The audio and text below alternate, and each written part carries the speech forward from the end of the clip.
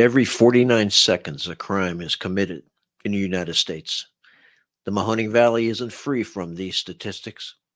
Thousands of those crimes go unsolved due to lack of evidence, leads. These cases go cold. Local law enforcement needs help in solving these crimes. Your help, the community, the public. This is a program dedicated to solving these crimes. This is Mahoning Valley Crime-Stoppers Cold Case Investigation. Crime-Stoppers, 330-746-CLUE, 330-746-2583.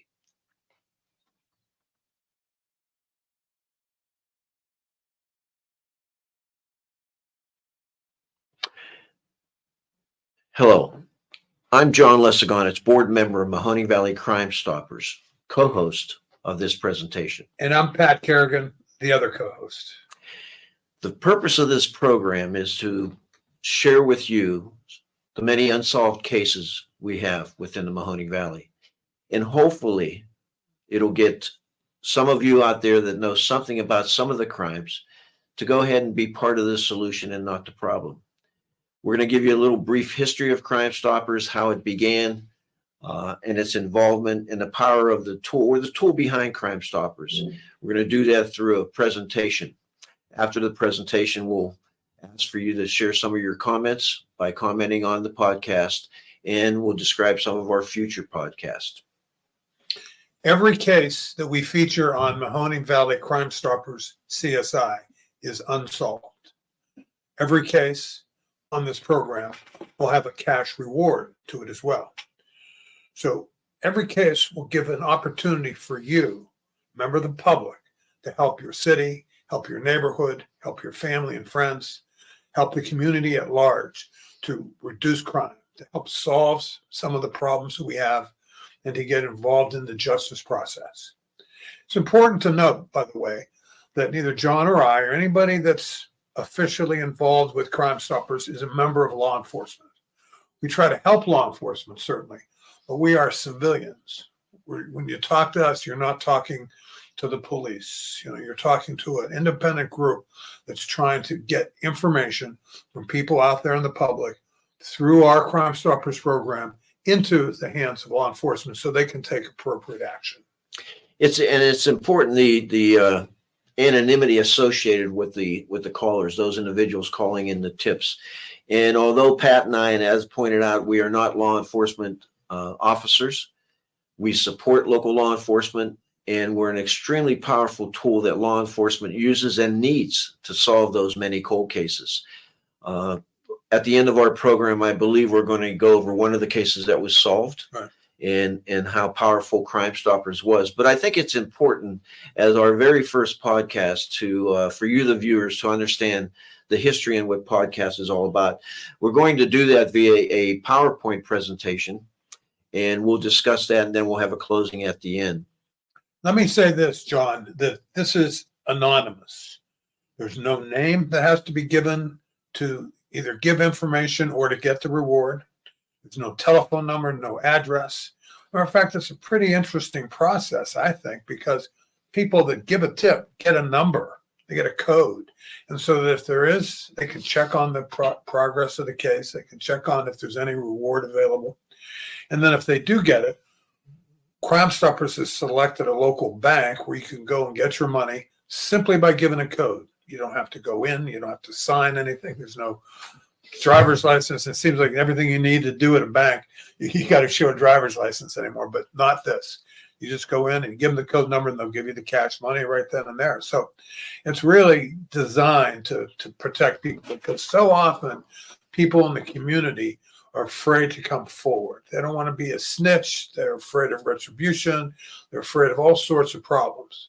But John, that's the problem with trying to solve some of these cases, especially in areas where people are a little intimidated or they are concerned about their circumstances.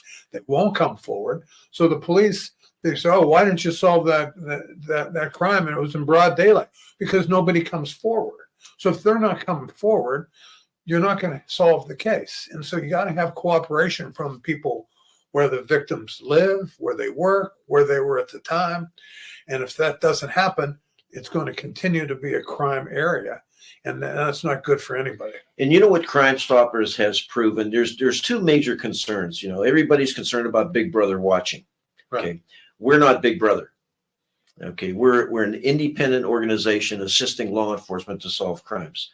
The other concern is no one wants to be a snitch. Therefore, Right. what you just pointed out, Pat, when the detectives are investigating the case, nobody wants to come forward because people see who's being interviewed. Right. This program, Crime Stoppers, Mahoning Valley Crime Stoppers, takes both of those concerns out of it. And they allow someone who knows something to come forward with evidence, with a tip. Nobody knows who they are. And it isn't Big Brother watching. We don't see a face, a name, a phone number, nothing. Right. And that's I think the foundation of Crime Stoppers and what we want to push on this presentation. You and I have seen it enough times, John, talked to enough police officers or detectives. Their biggest problem sometimes is just getting information. There are witnesses, but the witnesses won't come forward. Right. And this is one way to help break through that, hopefully, by getting people anonymous opportunities and giving them some sort of reward for doing so. And it's the clearing their mind. They're being part of a solution. Right. And let's be honest, Pat, the rewards don't hurt. Right. We're putting cash rewards in pockets. Right. Let me go ahead and go to the presentation. Please, yeah.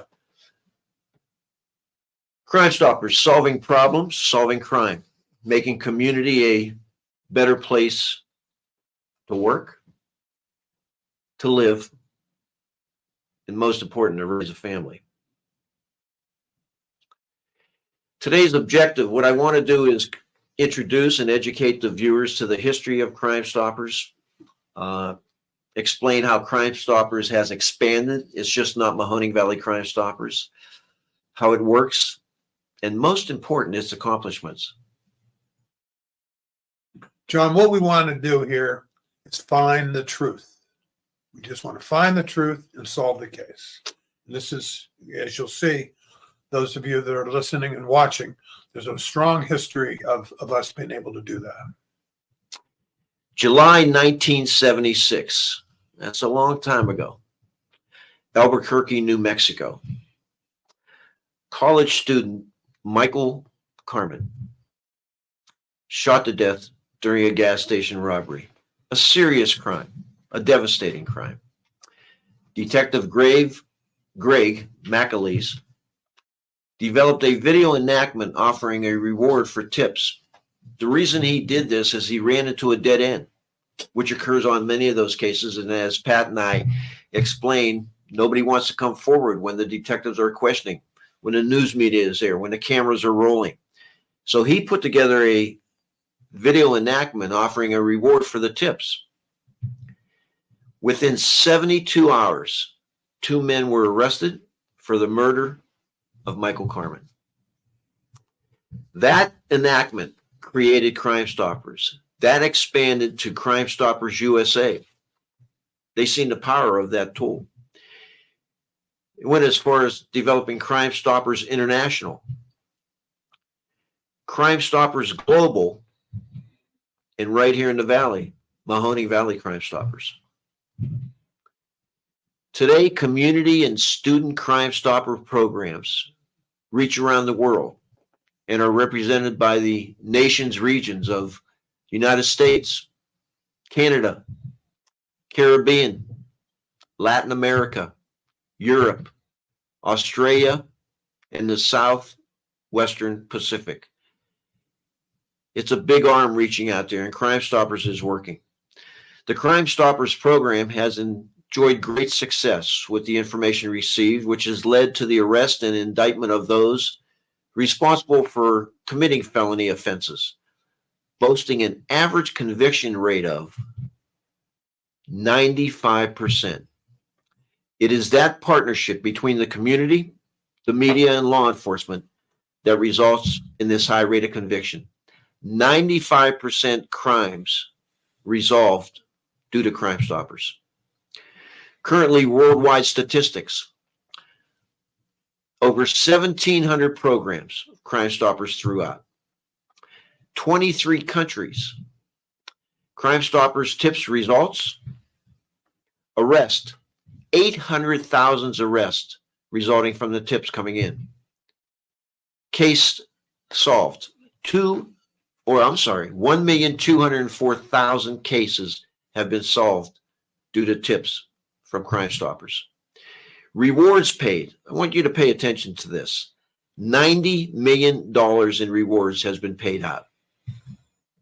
Recovery property. $2 billion in recovered property.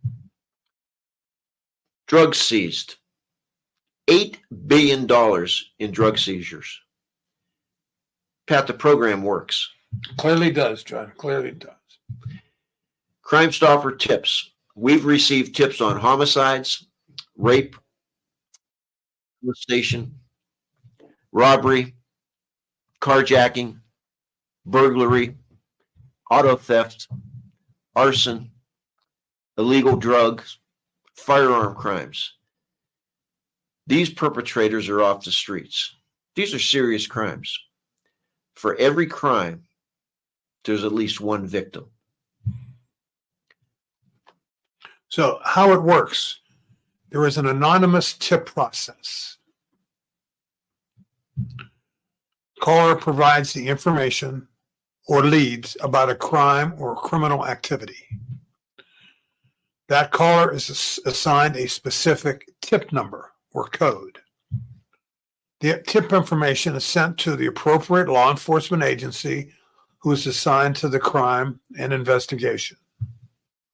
If the tip leads to an arrest, solves the crime, and leads to a prosecution, the tipster is subject to a cash reward. Secret, discrete payment system allows for cash payment, keeping the tipster anonymous. Anonymous calls received, tips as we call them, by Crime Stoppers call center receptionist. No caller ID. Calls not recorded, which is an important aspect of this program. Caller or the tipster received individual tip number, a code. Caller can call Crime Stoppers to check status of the crime. In other words, when you call and you give the tip and you get that code, if you're wondering if your tip led to a conviction or what the status of the crime is, you can call, give that code, and we'll give you the status. So, John, let me point out that just to remind people as much as we can, that the telephone number is 330-746-CLUE, C-L-U-E, or 746-2583. That's the number that people should call to give this clue. If you have any questions, you might be able to talk to them, or you can contact the Oak Hill Collaborative, where I am, at 330-406-0731. We don't have that up on the screen, but we just decided maybe if people have any questions, call Pat Kerrigan at 330-406-0731. And we'll give that number again once more at the closing. But I want to remind the potential tipsters out there, that call center is 24 hours, 7 days a week. You can call anytime. Crime Stoppers only works with community support, business support, organizational support, public support, individuals willing to make a positive move in fighting crime, making our streets safer, our schools safer, our playgrounds safer. I want to thank you for listening to this portion of the presentation where we describe the history of Crime Stoppers, and now you know how it works, how it's involved. I think it's important for the viewer to understand that. No, absolutely critical. And that, again, this is just the first time, our first program. We're going to lay the groundwork, and then we'll talk a little bit about some specifics as we go forward. You know, let's emphasize the tip number, 330-746-CLUE. 24 hours, you have a tip, 330-746-CLUE. We don't ask a name. We don't record the call. You're given a code. If your tip leads to the a prosecution, a solving of one of the many cold cases, you can be subject to a reward of up to $2,500. And just to prove how that worked, Pat, I think you have a pretty interesting case you'd like to share with the viewers. And pardon my notes, but I want to make sure I get the information correctly. And this was a case that happened in Warren, and it wasn't really that old.